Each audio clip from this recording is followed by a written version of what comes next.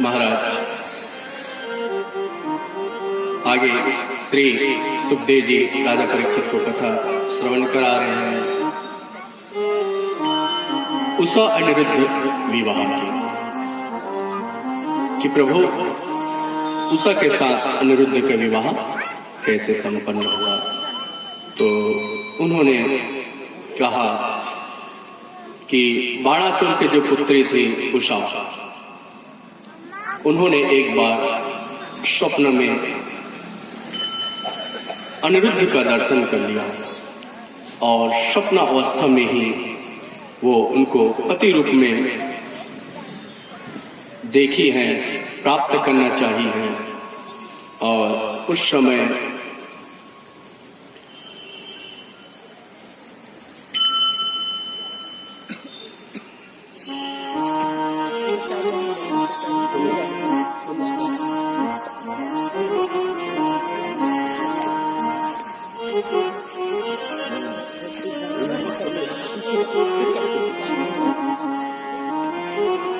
आइए महाराज के साथ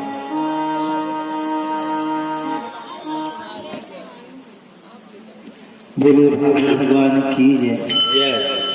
बहुत ही सौभाग्य की बात है कि आज हमारे बीच में आदरणीय माता श्री करुणा शुक्ला जी पधारे हुए हैं। बहुत बहुत इस व्यास मंच से हम उसका हार्दिक स्वागत करते हैं। उन्होंने अपना कीमती समय दिया और इस पावन कार्य पर उपस्थित हुए हैं। खूब आशीर्वाद।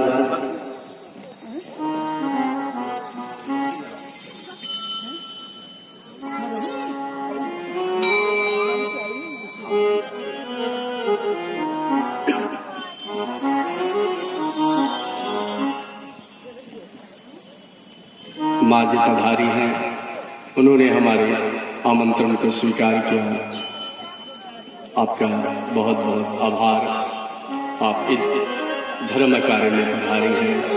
भगवान आपको यो ही पद प्रतिष्ठा और मान और सम्मान से विराजित रखे, आपको मनोकामना पूर्ण हो। इस प्रकार उन्हें जब देखी हैं तो उस समय स्वप्न में ही वो कहने लगी, हाय मेरे पतिदेव कहाँ गया, ऐसा चिल्लाने लगी। और उस समय नींद से जाग गई। बगल में सोई थी उसकी सहेली जिसका नाम था चित्रलेखा, और वह चित्रलेखा पे पूछती है कि कहाँ तेरा स्वामी और कहाँ तेरा विवाह, आपका तो विवाह हुआ ही नहीं है, और इस प्रकार की आप बातें क्यों कर रही हो। तो उषा कहती है कि मैंने एक पर पुरुष को स्वप्न में देखा और उन्हें ही पति रूपी में वर्ण कर ली हूँ।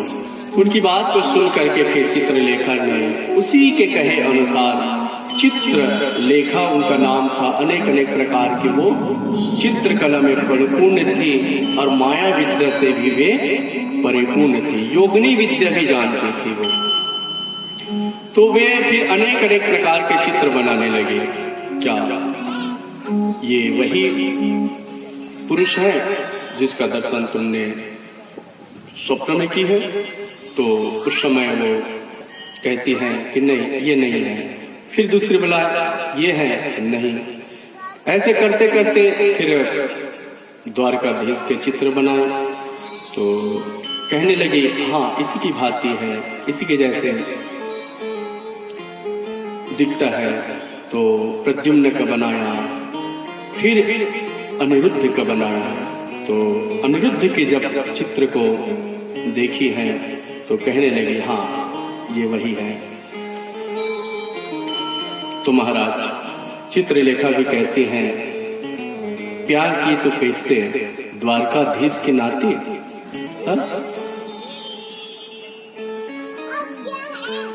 ये कार्य संभव नहीं हो सकता। अरे सोच समझकर तो तुम्हें प्यार करना चाहिए, किंतु जब किसी से प्रेम होता है तो वो निस्वार्थ प्रेम होता है। प्रेम जानबूझकर नहीं किया जाता, यही निस्वार्थ प्रेम होता है। वो ऊंच नीच ये सब नहीं देखता। और महाराज फिर उन्हें लाने का प्रयास किया गया। नारद जी इस कार्य में सहायता किए हैं। पहुंच गई चित्रलेखा अपनी मायावी विद्या से। और फिर उस समय अनिरुद्ध विश्राम कर रहा था, रात्रि का समय था। और महाराज पूरी द्वारिका की जो देख रेख थी ना, उसकी किसके हाथ में थी? चक्र सुदर्शन। चक्र सुदर्शन पूरे नजर रखे हुए थे। और उस समय नारद जी आए हैं, चक्र सुदर्शन को अपनी बातों में उलझा दिया कि भैया दिन रात सेवा कार्य करते रहते हो, कभी भजन कीर्तन का भी समय निकाला करो। अपने काम काज से, घर के काम काज से कुछ सत्संग भी तो किया करो। और 2 घड़ी हम सत्संग कर लें। इस प्रकार उन्हें सत्संग कराने लगे। और उसी क्षण में चित्रलेखा अपनी मायावी विद्या से बिस्तर सहित, खाट सहित वहां पहुंचा दिया। और महाराज फिर उषा के कक्ष में अनिरुद्ध जब जागृत अवस्था में नींद से जब जागा तो उस पर स्त्री को देखे हैं।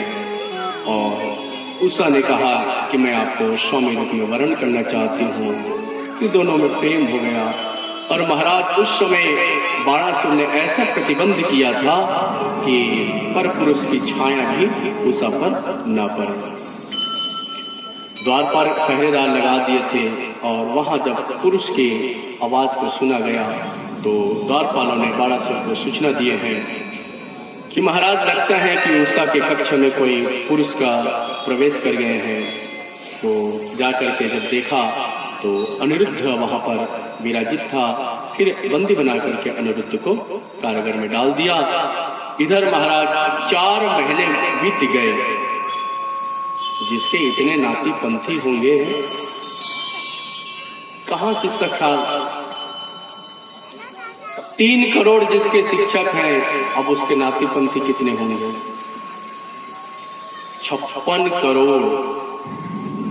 56 करोड़। अब उसमें एक चला जाए, समुद्र से 1 लोटा जल निकाल दो, फिर समुद्र का क्या घटेगा? ऐसे ही इनका एक को ही चला गया, क्या 10 चला जाएगा तो भी पता नहीं। कोई जानकार देने के लिए आएगा, तभी जानकारी में प्राप्त होगा। और फिर महाराज नारद जी आए हैं, सूचना दिए हैं कि अनिरुद्ध को बुलाओ, अनिरुद्ध से मिलने के लिए आया हूं। बुलाया गया तो अनिरुद्ध वहां तो है नहीं। खोजबीन हुआ। नारद जी कहता है कि 4 महीने बीत गए, अनिरुद्ध कहाँ है पता है? द्वारकाधीश से कहता है कि नारद जी कहाँ हैं, आप ही बताइए। कहें कि बाणासुर के कैद में है। फिर भगवान बलदाऊ भैया और सेना को लेकर के वहां प्रवेश किया। बाणासुर के राज्य की जो ध्वजा थी, सबसे पहले उस पर बाण चढ़ाया। और ध्वजा जैसे ही गिरा, बाणासुर को पता चल गया कि मुझे पराजित करने वाला मुझसे भी बड़ा योद्धा यहाँ आ गया है। क्यों? क्योंकि बाणासुर को भगवान शिव का वरदान था कि जिस दिन तुम्हारी यह विजय धक गिर जाएगी, समझ लेना तुम्हें कोई हराने वाला इस धरती पर जन्म ले लिया है। भगवान जब शिव तांडव नृत्य कर रहे थे तो उस समय 1000 हाथों से बाणासुर ने भगवान के लिए मृदंग ध्वनि और बाजा बजाया, जिससे भगवान प्रसन्न होकर के उन्हें 1000 वरदान दिए। इस प्रकार महाराज फिर आए हैं। बाणासुर के साथ भगवान कृष्ण का युद्ध हुआ है। और उस युद्ध में स्वयं भगवान भोलेनाथ पधारे हैं, क्योंकि बाणासुर परम शिव भक्त था। अब तो स्वामी और सेवक में युद्ध होने लगा। एक तरफ बाणासुर के पक्ष से भगवान शिव जी लड़ रहे हैं, भूत प्रेत सब उसके आगे दूध। भगवान एक बाण चढ़ाया, सब भूत प्रेत गायब है। और नारायण अस्त्र का भगवान ने उपयोग किया तो भगवान शिव ने माहेश्वर अस्त्र का उपयोग किया। इस प्रकार दोनों के अस्त्र से जो ज्वर निकलने लगे, उससे सैनिक लोग पीड़ित होने लगे। फिर भगवान नारायण ने जीवनास्त्र का प्रयोग किया, जिससे भगवान शिव जम्हाई लेने लगा। और जम्हाई लेने लगा भगवान, तब तक भगवान पूरे उसके सैनिक का संहार कर चुके थे। और बाणासुर का जो 1000 हस्त था ना, उन्हें भगवान ने एक एक करके काटना शुरू कर दिया। मात्र 4 ही हाथ बचा था। तब भगवान शिव फिर आए हैं और प्रार्थना किए, प्रभु ये आप ही के भक्त के वंशज हैं और आपने वरदान दिया था कि आज के बाद इनके वंशज के आप रक्षा करेंगे। ये प्रहलाद कहीं तो नाती है, आपने वरदान दिया था कि आज के बाद इसके वंश के आप हत्या नहीं करेंगे, वध नहीं करेंगे। और फिर बाणासुर को कहा कि क्षमा याचना करो, और बाणासुर ने फिर क्षमा याचना की और इस प्रकार उषा और अनिरुद्ध का विवाह संपन्न हुआ।